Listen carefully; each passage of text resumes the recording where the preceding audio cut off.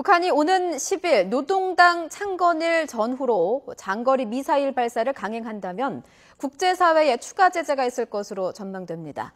문제는 중국이 주도적인 역할을 해줘야 하는데 중국도 딜레마에 빠져 있다는 겁니다. 방치하자니 안보가 걱정이고 강도 높은 제재에 참여하자니 대규모 난민이 우려된다는 것이죠. 김주환 기자가 보도합니다. 지난달 25일 미중 정상회담에서 시진핑 주석은 한반도 비핵화를 평화적 방법으로 해결해야 한다는 약속을 재확인했다고 강조했습니다. 反对任何可能导致半岛紧张局势以及违反联合国安理会有关决议的行动.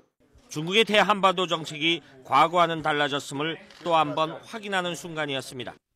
전통적으로 중국의 대한반도 정책은 부전, 분란, 불통, 무핵 등 이른바 삼불 일무 정책이었습니다.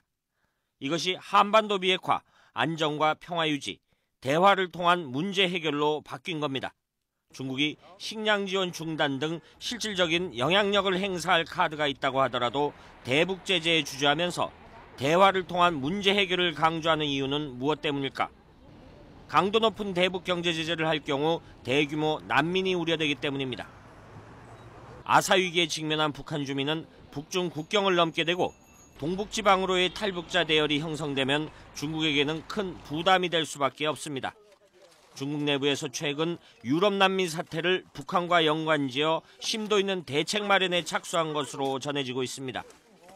그렇다고 북한의 군사적 모험 노선을 중국이 바라만 볼 수도 없는 처지입니다. 북핵 문제를 방치할 경우 이를 빌미로 미국은 물론 안보법제까지 통과시킨 일본의 군비 증강 등 영내 안보 위기가 고조될 수 있기 때문입니다.